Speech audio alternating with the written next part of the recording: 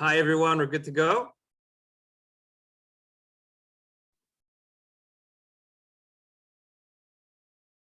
Is everyone good to go? Can you hear me?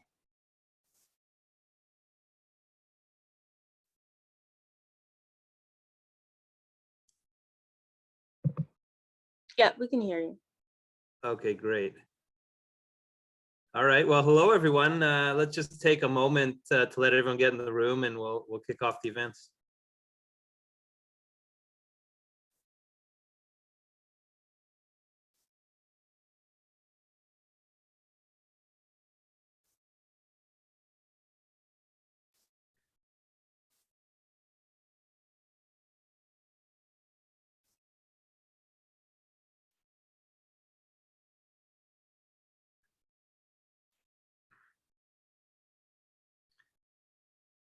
Jennifer Laidlaw, maybe you'll give me the heads up to get started, and we'll do it.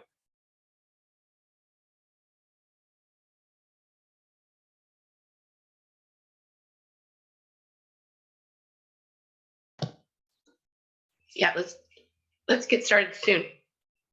Sounds great. We'll give it another 30 to 60 seconds, and we'll get going.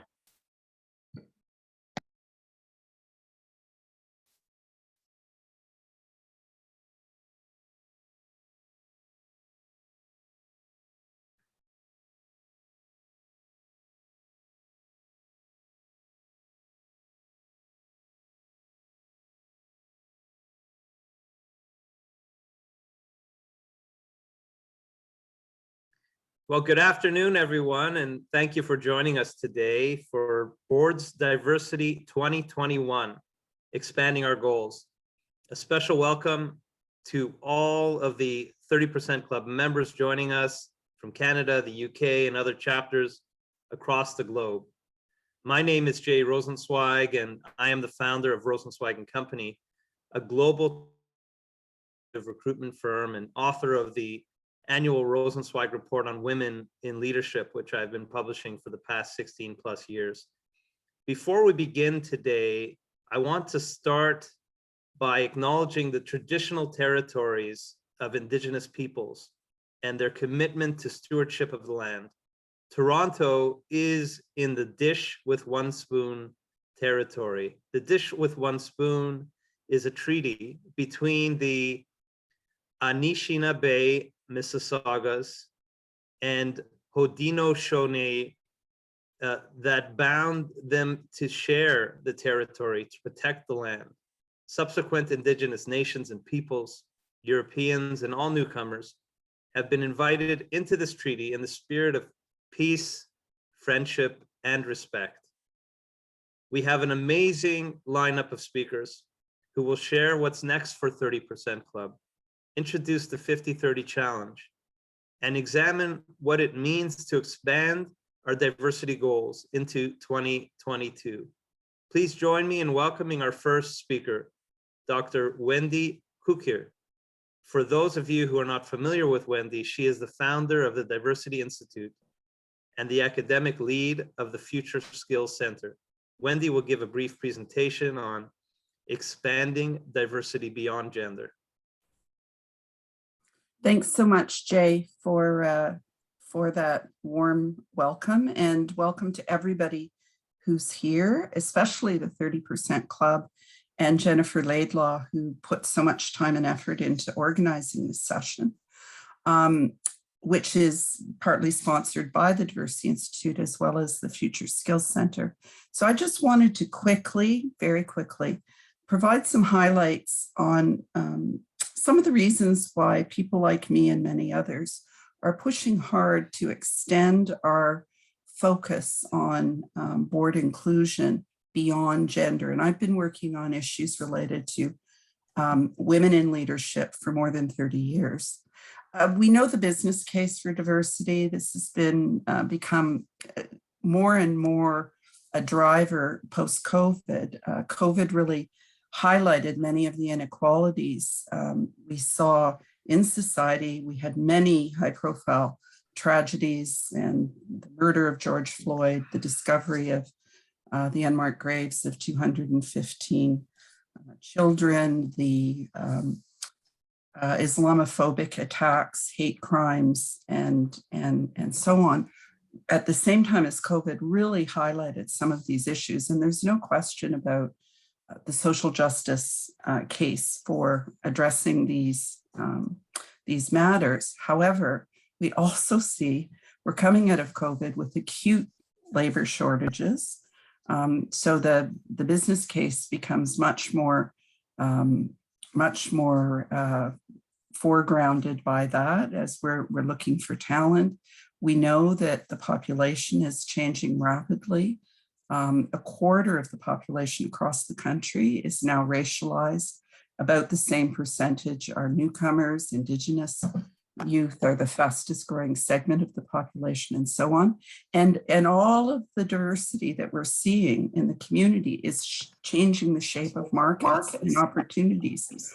We're seeing investors more and more concerned about ESGs and what the companies that they're doing business with are doing around diversity and inclusion. And I think we've also seen evidence when you get this wrong, you can undo the work of decades in building your brand. Just a snapshot, Osler has just come out with its annual report on representation based on the records both at the provincial level as well as the federal level. And the good news is the 30% club, and I know among the 30% club members, you've hit the 30% target in terms of representation on boards, but more broadly, we're seeing companies across the country getting closer to that or exceeding it, whether we look just at the TSX companies, whether we look at the S&P TSX companies, and so on. You can see that women are getting quite close to that 30% target or exceeding it. And it isn't to say we should stop, but it is to say we've seen some progress. On the other hand, if we look at other segments of the population, the picture is not nearly as promising. Racialized people, a quarter of Canadian population, represent only 6.8% positions on boards. Indigenous people, who are approximately 8% of the population, they found 8 across Canada among 2,200 board positions. And these are companies that reported, that self-reported. So there's a bias in this towards companies that are doing better than those that haven't. And similarly, we see persons with disabilities being grossly underrepresented. Our own research, and we looked at over 1,600 corporate board members in 8 cities across Canada, all companies headquartered in 8 major cities. We saw that women were about a quarter, so comparable to what you see with the TSX companies. We saw racialized people only at 4.5%. And we disaggregated the data to specifically look at Black people in leadership roles. And we found across the country a total of 9 Black men and 9 Black women. And again, when you break this down by city, it's important to recognize there are contextual differences. In Toronto, half the population is racialized. In St. John's, Newfoundland, it's only about 7%. And so it's very difficult to set fixed targets or quotas across all of the groups. When we dig deeper, we see issues like religion coming out. You know, people who self-identify as Muslim privately, who will not divulge that identity publicly. You know, one of the most horrifying cases was one where a man working on Bay Street went out drinking with his partners and told them he was a recovering alcoholic rather than divulging he was Muslim. And so when we think of the way forward, we have to address this problem at multiple levels because there are no simple solutions to complex problems. We have to challenge stereotypes and assumptions about what leaders are. We have to rethink, quite frankly, I would argue, the criteria for being on a board. Historically, it was often said that to be on a corporate board, you had to have had P&L responsibility in the C-suite in another private sector company. That meant you were fishing in a really small pond. I would argue that CEOs of hospitals, universities, leaders in the nonprofit sector, people who have worked in the public sector, where we do see better representation, not just of women, but of other groups, often have really important insights and contributions to make. So I think we have to really challenge the very assumption of what leadership is and what the qualities are that are required to lead. Legislation, of course, is a helpful driver. C-25, which applied to federally regulated distributing companies, for the first time required reporting of boards and leadership using the 4 designated groups rather than just gender. That's certainly pushing the bar.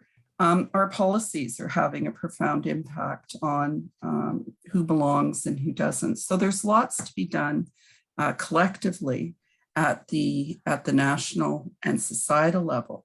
We've seen some great movement in terms of voluntary codes, and I know we'll hear more about Black North and others.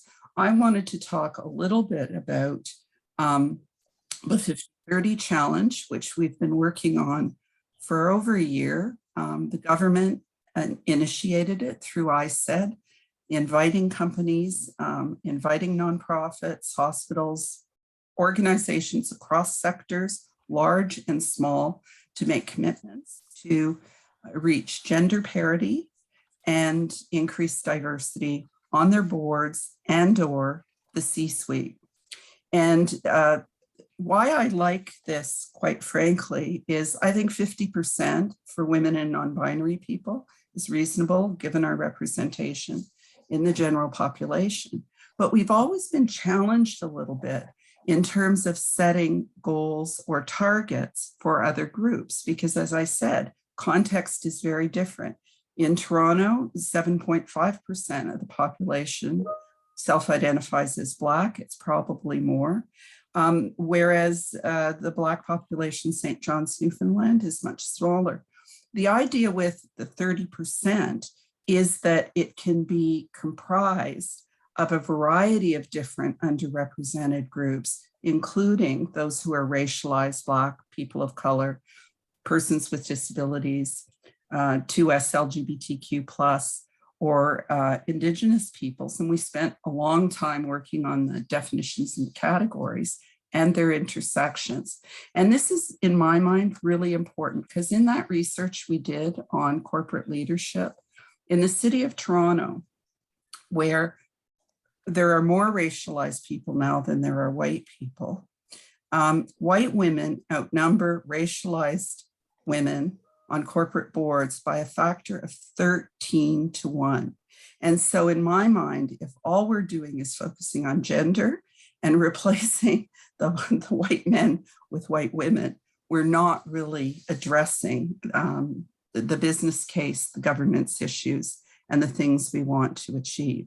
The other thing that I think is useful about the 50-30 challenge is it kind of meets you where you are. You can use your existing reporting structures in order to report. There isn't a government collection of data with specific categories. And the other thing I think is useful is it invites not just people who hit the 50-30 benchmark, but those who aspire to it to join. They're also going to be using carrots as well as other measures to incentivize participation. It's going to be a lens that is applied to government procurement, grant giving, and other measures. When we think of how to get there, and I will wrap up in a moment, Jennifer, one of the issues for me that is so important to recognize is you can't change leadership overnight very often. You can do things on your board, you can change the term limits, you can expand the number of board members, you can be more intentional about your recruitment processes. Same thing with leadership. But in my mind, you need an integrated approach to diversity and inclusion to actually build the pool through and to embed diversity and inclusion throughout the organization, because we've also seen cases of tokenism, where someone is brought into a board, but there isn't an environment which makes them feel useful or welcome, and they leave. So we're very much focused on this notion of integrated approaches, and there are many different ones. But within the 50-30 challenge, a number of things are identified as being important. Tone from the top and leadership, culture and values, measurement and tracking, your HR practices, obviously, but also thinking about diversity and inclusion through the value chain, through procurement, through how you design products and services. And of course, at the end of the day, it comes down to all of us as individuals using whatever power we have, regardless of where we are in an organization, to advance diversity and inclusion, becoming more aware of our privilege and our biases, and making sure that we are lifting as we climb and rethinking who we engage with, how we engage with them, and what we're doing to build an inclusive environment. And most fundamentally is this idea of not being a bystander. In every egregious case of racism, sexism, homophobia, or other offenses that I have seen in organizations, people knew. Some people knew, didn't know what to do. Some people knew, didn't take action. And so this idea that we can't be bystanders, I think, is critically important in terms of achieving the notion that inclusion drives innovation. Thank you very much. I'm looking forward to the conversation.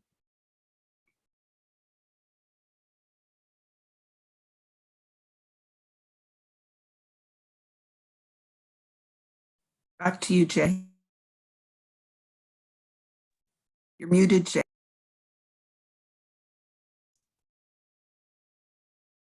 Thank you. Thank you, Wendy. Appreciate it. On to the next.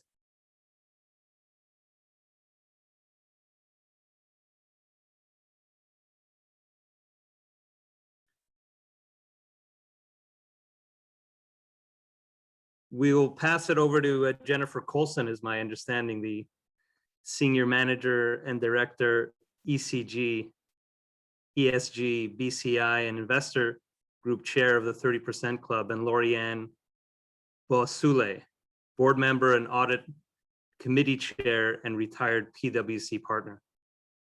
Over to you. Great. Good morning, good afternoon, everyone. And there's Lori. Perfect.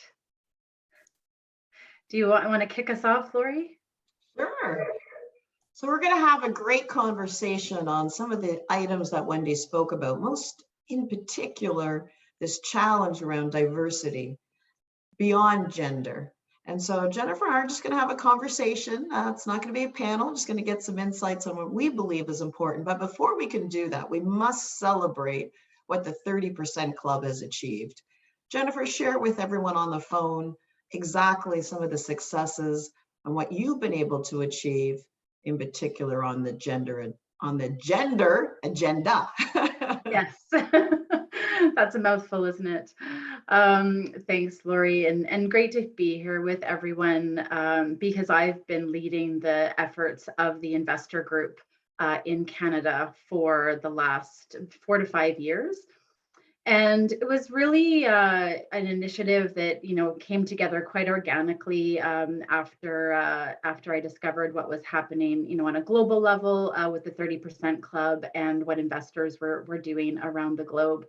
So really wanted to do something specific in Canada and use the tools that investors have to really make a difference here. So in 2017, a group of us came together, some of the largest asset owners and asset managers in Canada, to really clarify our expectations of companies, but also, make some commitments ourselves, right, to actually use our influence to make sure that that the numbers were actually changing, and that companies were thinking more about the culture that they were creating. So in 2017, we published a statement of intent, which you can find on the 30% Club website, 30% Club Canada. So that really laid out, what we expected as investors, and said we were going to use all the tools at our disposal, whether that was proxy voting, engagement, other engagement with regulators. So just really happy and pleased to see the progress that we've been able to make. I think before we started, we were at somewhere around 18% of female board seats in Canada, and now we've gone over the 30% target.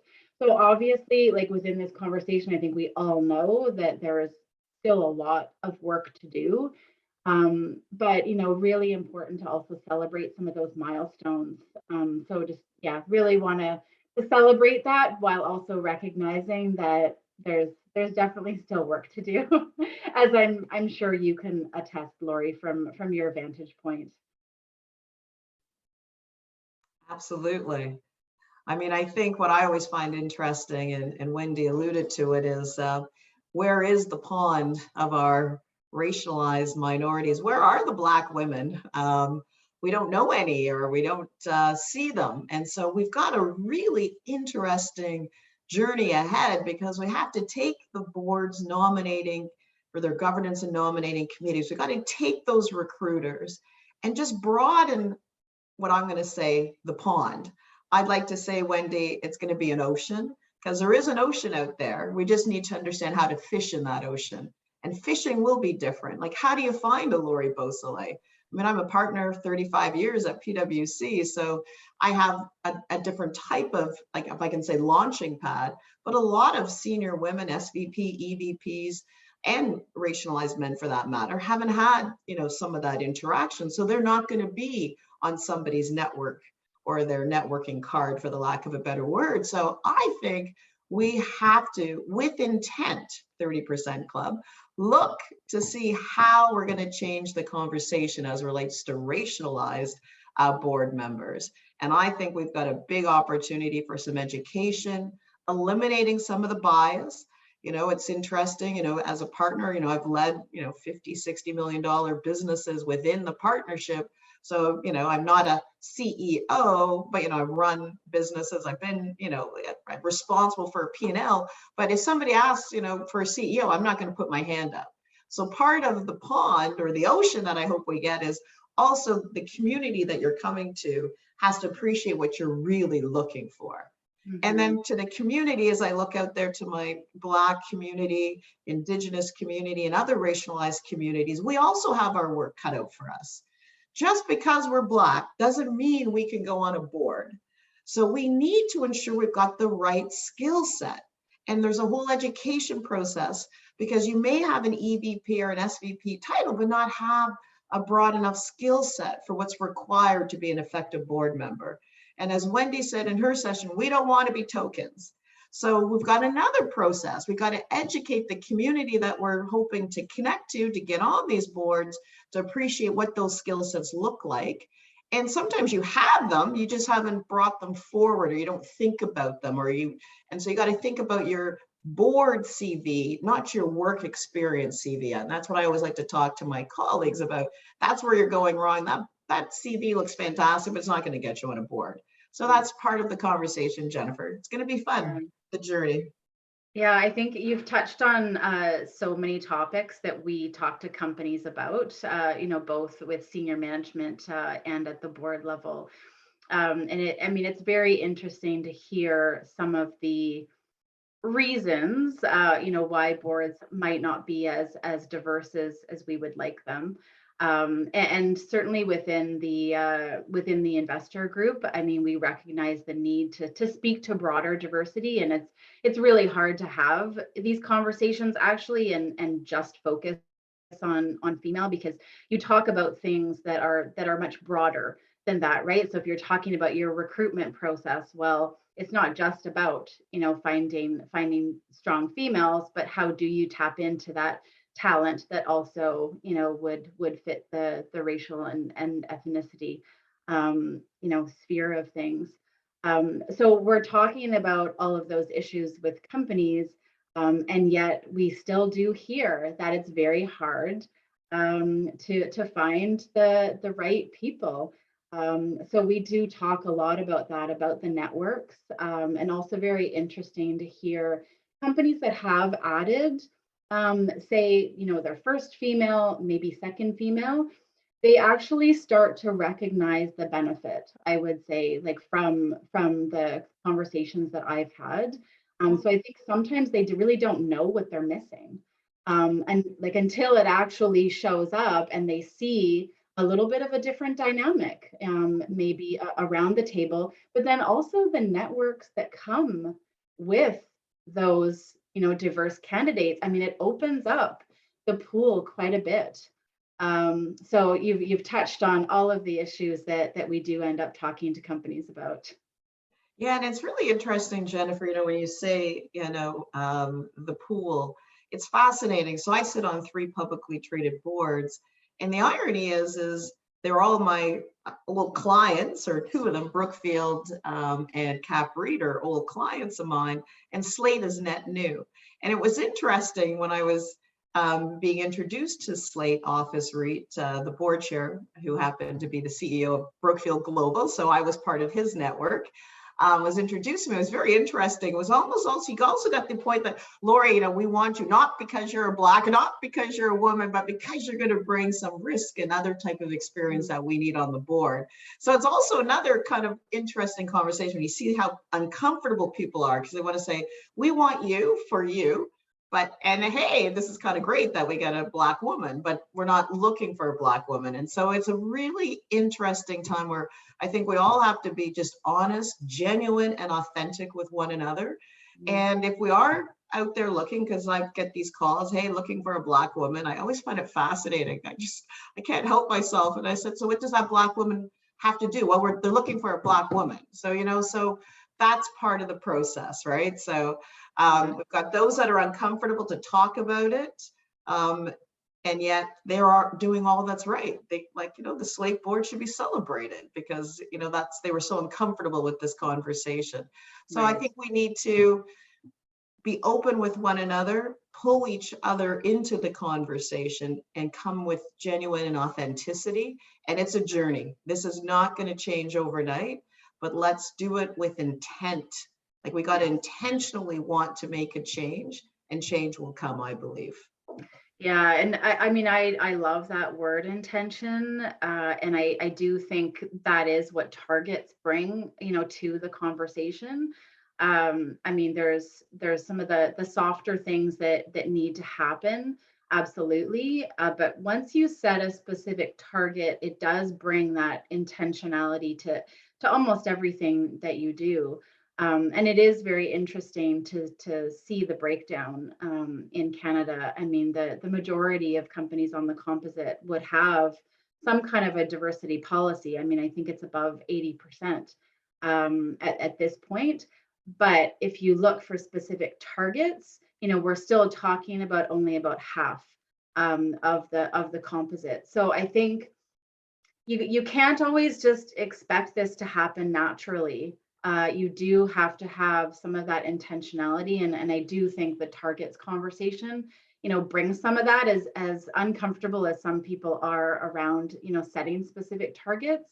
It does bring that focus, and it, requires you to kind of look at your processes and how you're doing things in order to actually meet that target. And it's how we run businesses everywhere else, right? I mean, we set targets and then we create a plan to achieve them. So diversity really shouldn't be much different. No, I totally agree. And look what happened with the 30% club. You went out intentionally and said, we want to see 30%. And look at that, you hit 31%. And I'm hoping the 30% club now becomes the 50% club. But, look what you did, and that is with intent. So as we all go back to our day jobs, we got to reflect on, are we doing this with intent, or are we just doing it because somebody said this was the right thing to do? Because if we're just doing it because somebody told us it was the right thing to do, we're not going to get that change, and we're not going to be successful. But if you say, I'm intentionally going to set some targets, I think Wendy talked about, well, she didn't say it like this, but I'm going to paraphrase, sorry, Wendy, but what gets measured gets done. So you add the intention and then you add the measurement. So what is reasonable? And I'm sure the 30% Club will have some new exciting things to talk about in 2022, just along those lines. And I think those that are on the call that are board members, executives, let's talk, let's have the conversation. And let's not set a target that we can't achieve as well. Let's set something that we can measure, be successful, and then, like, you start at 30%, then you go to 50%. Just saying, Jen. But I know. but those are the kinds of things that I think are also important. Get those measurements in at the beginning. So if we're going to say we want to have a racialized board member or a member of ethnic diversity, and if you get both gender and ethnicity, then it's 2 for 1. But if you really set that as an intentional goal, and you say, listen, board members, it's going to take us maybe 2 years. So maybe you say 2023, we would like to have a pipeline, because this is the other place that I really want to, if there's any governance and nominating committee members, or board members in general, it's just not today for, that one that you want to get on the board, but what is that pipeline looking like? How are you changing your pipeline as you go forward? Because you got to have a balance, right? Because the other thing is you're going to the pendulum could swing, because now your pipeline is, just all women, let's say, as an example. Not that that would be a bad thing, but, you want to definitely have it balanced. So that's the other piece. It's intention, measurement, and then with clarity on that pipeline for the future. Yeah, and I think, 30% I don't think was ever meant to be a ceiling, absolutely. So, I think we do look at it as, something to aspire to, but obviously that's kind of the first stepping stone. And then you really do have to make sure that, you're looking more broadly. And I think it reflects the evolution that the investor group has gone through as well, right? With the focus on women at the outset. I mean, that's where we had the data. That's, where the conversation was. And I think now we really want to reflect what is happening, in the broader business community, and make sure that, we are being inclusive, and having that broader conversation around diversity now that we have hit that important milestone around female representation, but really also interested in learning from others in this area, the other initiatives that are on the call today, because we don't want to contradict one another, right? Like, we want to make sure that we're all working together and working collaboratively, which is really important in this space. And I think it's important for companies to know that, investors are going to hold them accountable. So even if you're not hearing it directly from investors, if you look at some of the voting results from, either director elections or shareholder proposals on diversity topics, shareholders are supporting, broader diversity. And if your board is not reflecting some kind of intention around that, you are going to see it in the vote results. So it's going to have real impact. Yeah, totally agreed. And, in the US, the NASDAQ went ahead and actually made it a rule almost. And I don't want to say law, because that would be inappropriate. So now they've actually come up, and the definition is quite interesting on how they define racial diversity. But there's a perfect example. One of the largest exchanges saying, you know what, we're not happy with the pace, the intent, and so now we're going to hold you accountable. Now, some people will say, is that right or wrong? What is forcing boards to do is to have the conversation, and then to really, with intent, say, yeah, we want to continue to be on the NASDAQ, so we have to change how we're doing things. So sometimes you need that impetus for change, and then you just embrace it. So I think, if we look south of the border, they've I hate to use the word legislated, but legislated that they want to see diversity, racial diversity on the boards in US publicly traded companies, and you get the same kind of disclosure opportunities as we saw with women. And then, you know, if it's not working, they may pull the listing. That's pretty bold. Yes, no, I agree. I think NASDAQ's move was quite bold for the context in North America. So I think it's an important indicator of where things are heading. So definitely useful for companies to take a look at that. Laurie, I think we're out of time because we have other great speakers coming up for everyone, but thank you so much for joining me in this very informal conversation. And I hope the rest of the conversation goes really well for everyone. So I'll pass Thank you. Thank you for having me. It's been a pleasure. Bye. Back to you, Jay. Thank you, Jennifer and Lorianne. So we're about halfway through the event now, and I'd like to change courses a little bit for the final part of this event. I will moderate a fireside chat with Ann Cairns, who is the Executive Vice Chair of MasterCard and Global Chair of the 30% Club, and Dahabo Ahmed Omer, Executive Director at the Black North Initiative. Please join me in welcoming Ann and Dahabo. So let's begin with you. Of course, we've heard so much about the 30% Club already, but would love to get your take on its history and global accomplishments to date, and perhaps some key themes with your campaign this. Okay, thank you very much, Jay. And I just want to hook into the last two speakers, actually, because absolutely the 30% was never meant to be the end game or the overall target or ceiling. It was put in place because it was a tipping point where minorities ceased to be minorities, and there's a bit of science behind that. And the idea was, once you reach that tipping point, obviously we'd like to accelerate towards parity. So I'm completely with Lorianne on that sentiment. 30% Club was put in place in Britain about 10 years ago, at a time that we had less than 12% women on boards. And today on the FTSE 100, we've got something like almost 38%. So we're heading towards 40% now. So it's been successful, there's no doubt about it. But it didn't stay in Britain, it went viral. It's in 18 countries around the world and counting: Australia, Japan, Hong Kong, the US, Canada, of course, Brazil. It's moving all over Latin America now. We just opened in Mexico, and it's moving into Eastern Europe. We just opened in Poland. Because all over the world, people are waking up and saying, we want to see the business world change. Now, the 30% Club is not a club of women.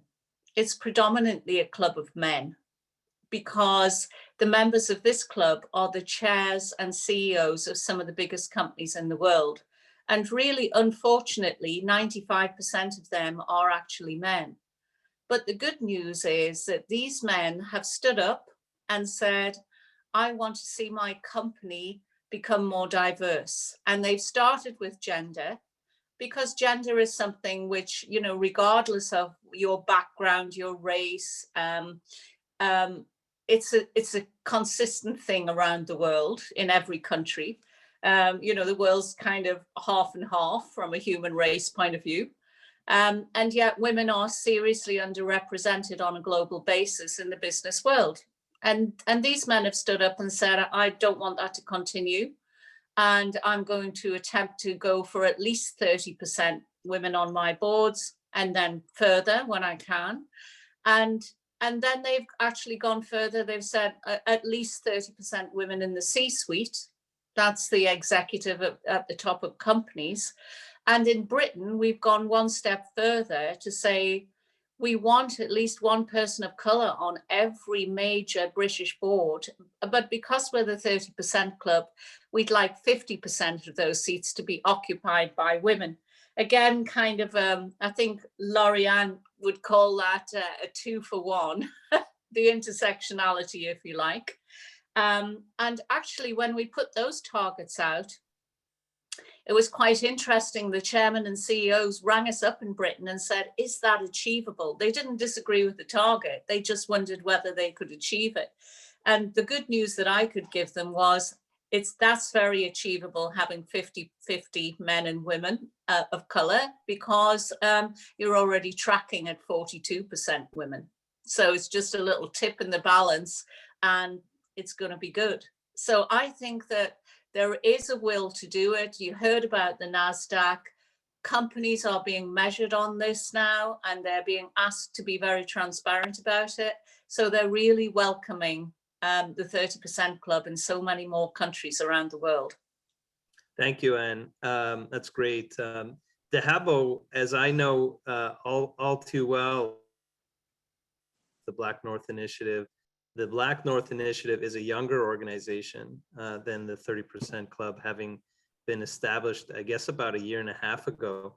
What are some of the themes and highlights you can share with us, DeHabo?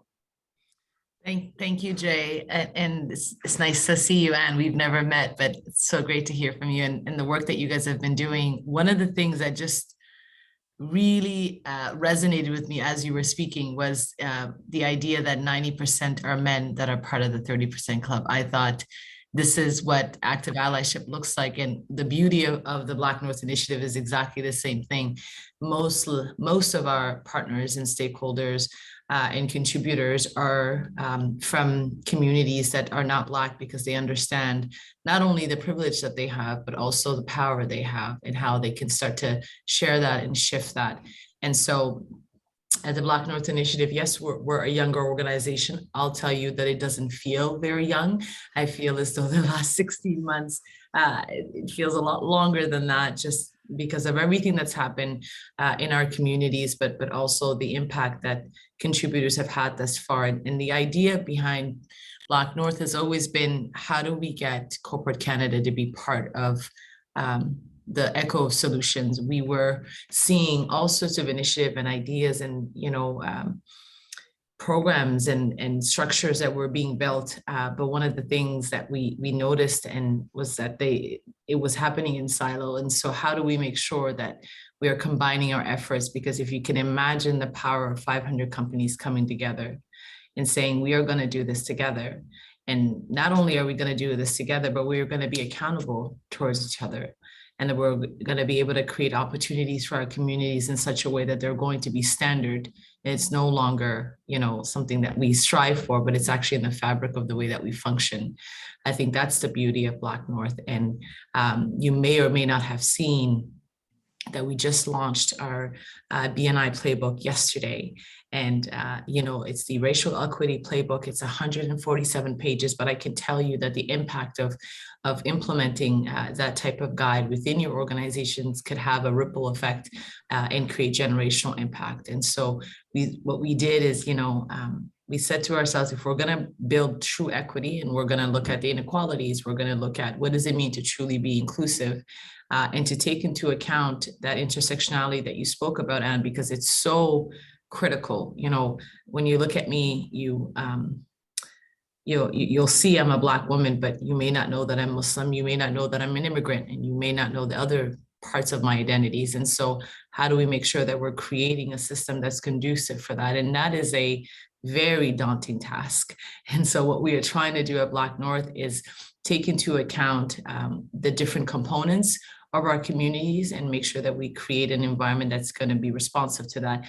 It's not going to be easy, but I think what we are at least trying to say to ourselves, and I heard the two other speakers before speaking about being intentional and being deliberate and making sure that we are translating our efforts into action.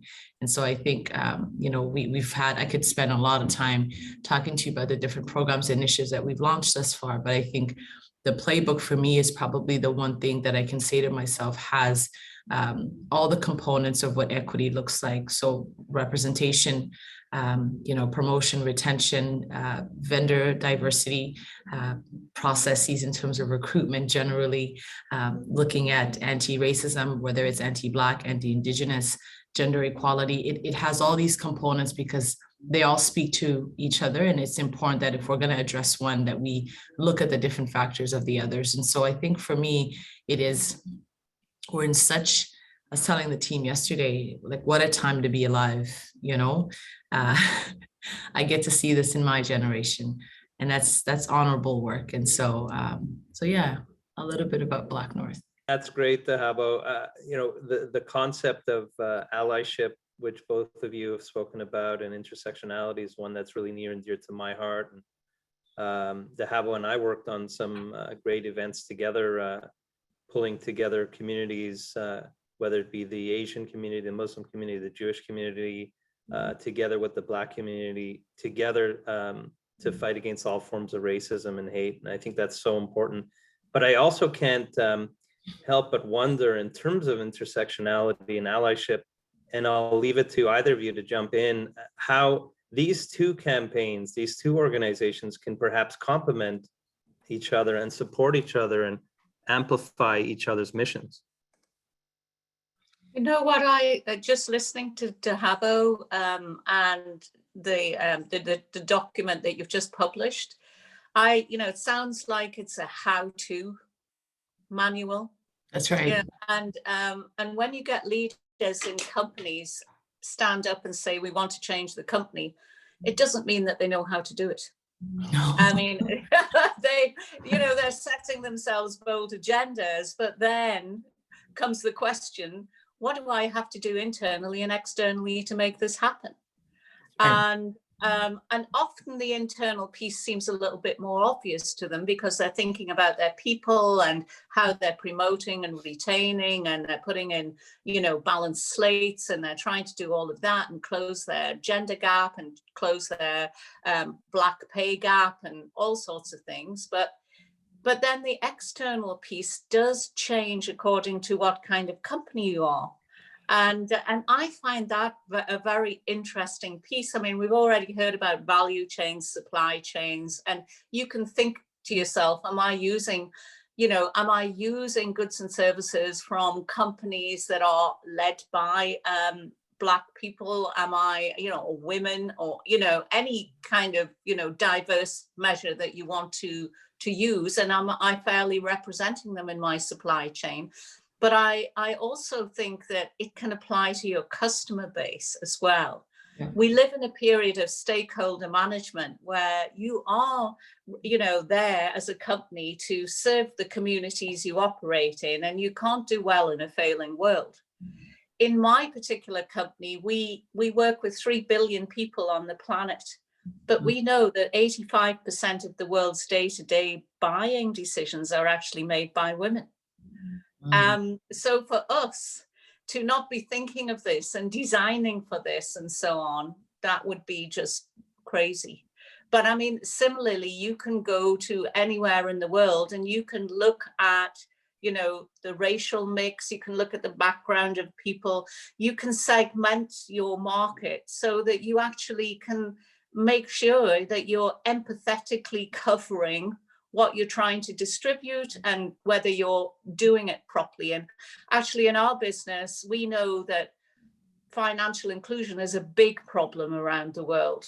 And many people are financially excluded because they're minorities, or sometimes they're not a minority in the case of gender, they just happen to be women. And they just have a lot less bank accounts and less access to finance, and no ability to offer collateral to run their businesses because they're not allowed to own land in their country or something like this. So all of these things, when you really start thinking about the community and the customer base, it expands beyond the borders of your company and can be incredibly powerful. And I think our two organizations, with Dahabo's "This is how you do it," with leaders who want to do it, could be incredibly powerful.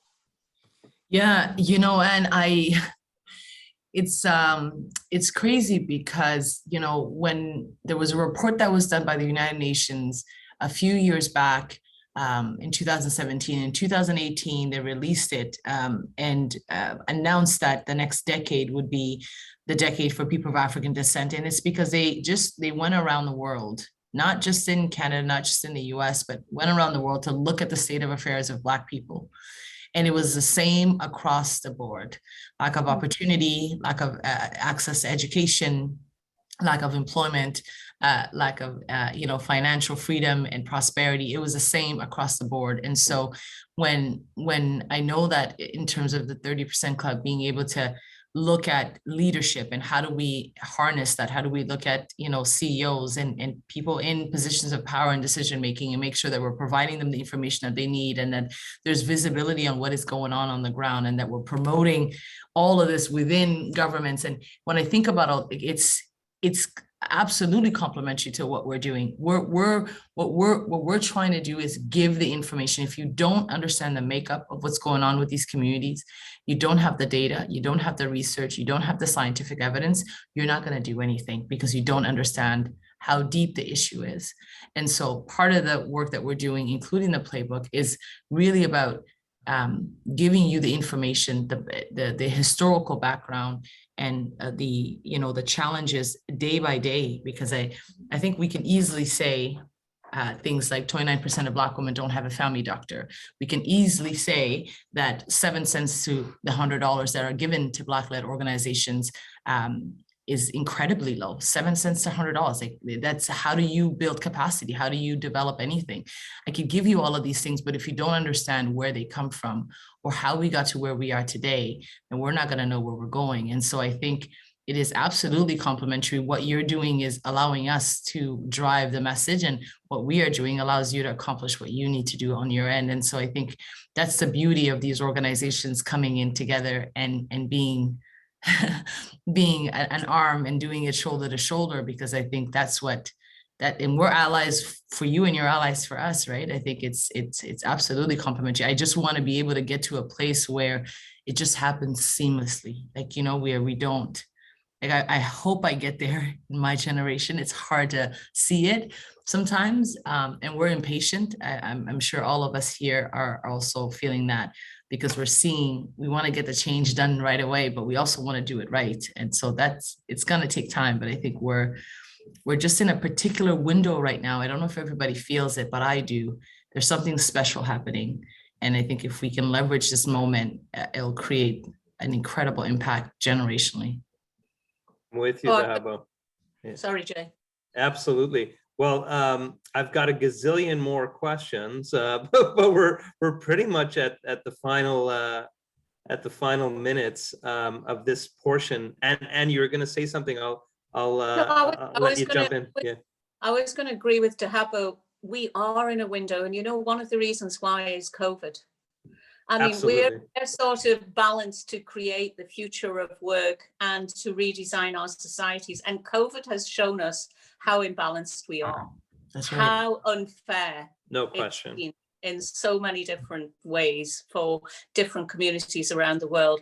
And we can't go on living like that. We have to live differently. And that's why I think it's a unique window. I agree. Absolutely. I wanted to close with a final question for Dahabo and jump in thereafter if you wish. And I noticed that there's a saying that you're very familiar with, Dahabo: lightning makes no sound until it strikes.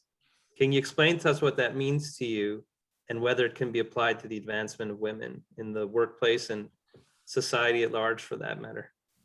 Oh man, you're gonna make me emotional, Jay. Okay. Look, there's so many meanings for that. I think a lot of people read that or have heard it, and it applies differently to people. But for me, it comes from my dear father, who's passed away a long time ago. But he would always look at me, and I was a daddy's girl, and so he'd always say to me, "You're such a quiet child," and no one would believe that I'm quiet. You met me now, I'm not quiet, but I was, and that's because I kept everything inside, and I looked at the world, and I noticed things that were wrong, and I didn't know where I fitted into all of it. And I had a lot of love for the world, and I still do, more now than I've ever done before. But my father would look at me and say, "Look, I hope that you find a place that is safe for you to put all your love in." Advocacy for me is that. It's where I pour my love in. But he'd always look at me and say, "Lightning makes no sound until it strikes." And that's because when I did speak up, or when I did do something, I did it with full force and with all of the love that I have inside of me. And so I think women are,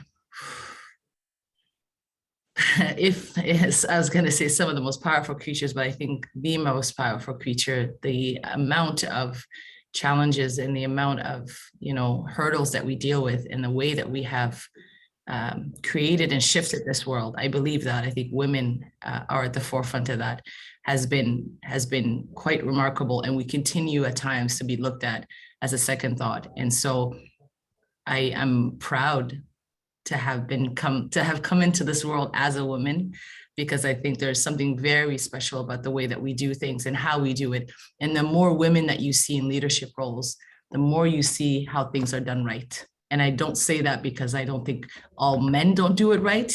I would not go as far as that, but I think women do things differently because there's a different understanding that we have of the world because of the experiences that we've had. And so I think all women are lightning. I really do think that. And so, but how do we empower them? How do we uplift them so that they're able to use that power? Thank you. And thank you, Dahabo. Any parting words, Anne? Oh, I couldn't agree more about all women being lightning. I've got to use that somehow. But, and if I think about that, one of the things that pleases me about that are the young women, like Greta and like Malala. They're just two big examples. I'm meeting so many young women around the world that are standing up for the big issues of the day. And it gives me a lot of hope. Amazing. Well, and then Dahabo, it's been an honor. You've given us a lot to consider, and it's now my pleasure to turn it back to Wendy to tell us more about the challenge and close out today's event. Thanks so much. It's been just an amazing hour, and I'm really grateful to everybody who helped make this possible and everybody who participated. I think we've heard a lot about the incredible work that the 30% Club has done, and the fact that I was really pleased to hear Anne say that it wasn't intended to be the end, but a benchmark, because I do think that's you've shown so clearly that intentionality can move things forward. The Black North Initiative has accomplished so much in such a very, very short time. And we're seeing, industry organizations step up and say enough is enough. And I love the references to what the NASDAQ's doing and the Investors Group and others. From where I sit, we do have a moment in time, and we do have a moment in time. The Canadian context, I think, is different than the context in many other parts of the world, in the sense that the employment equity legislation here in 1986 really did something that hasn't been done elsewhere, in that it looked not just at representation of women, but also racialized peoples, Indigenous peoples, and persons with disabilities. And it's interesting to note that prior to the Employment Equity Act, the work that was being done in Canada was actually focused on Black Canadians, on increasing the representation of Black Nova Scotians in the federal public service. That's where the Employment Equity Act came from, but instead of focusing just on Black people, it was expanded to include racialized people more broadly. And what we've seen in recent years, that there's no question that whiteness has privilege associated with it, and being racialized presents barriers. But we've also seen the importance of disaggregating those categories and recognizing that the experience of someone who is Black, very different than someone who is South Asian, very different than someone who is, for example, Chinese. And one of the biggest spikes in hate-related crime during the pandemic is directed at people who are Chinese or look Chinese because of the rhetoric south of the border. So it's very clear to me that that Canada has a context and a history where we recognize different dimensions of diversity as well as gender and their intersections. And the The Ontario Securities Commission has recommended, though not been able to move beyond gender at this point, but you can feel it in the air. And certainly Bill C-25, which the federal government introduced, was first in the world to require a group of companies to report on representation in leadership roles. There's also legislation in places like California where they have simply banned corporate zeros or companies that have no women or no representation of other diverse groups. So I agree with everyone who said that we have a moment now that's different than any other point in time. And I've already talked a little bit about the 50-30 challenge. I think what we've heard today is there are a number of different initiatives that are focused on different segments of the population. And it's really important that we think about how we can work together, because in addition to the incredible work of the 30% Club and the Black North Initiative and others, we have groups like Pride at Work that are focusing on the LGBTQ2S+ community. We have groups like the Canadian Council of Aboriginal Business that are really pushing hard for better representation of Indigenous peoples on boards. There are organizations like the Council for Persons with Disabilities that are pushing hard to not leave that group behind, and so on and so forth. So, in my mind, as I said, if you think about, the 300+ organizations signed on to the 30% Club, the 500 that have signed on to Black North, there's some intersection between those groups, plus the 1,200, maybe 1,500 now, signed on to the 50-30 challenge, and all the others, organizations large and small, we do have an opportunity to move forward. And so I just really wanted to thank everybody. I thought there were incredible threads that we can pull through this discussion on the need to be intentional, the need to be accountable, and the need to be transparent. And I want to thank everybody for participating today.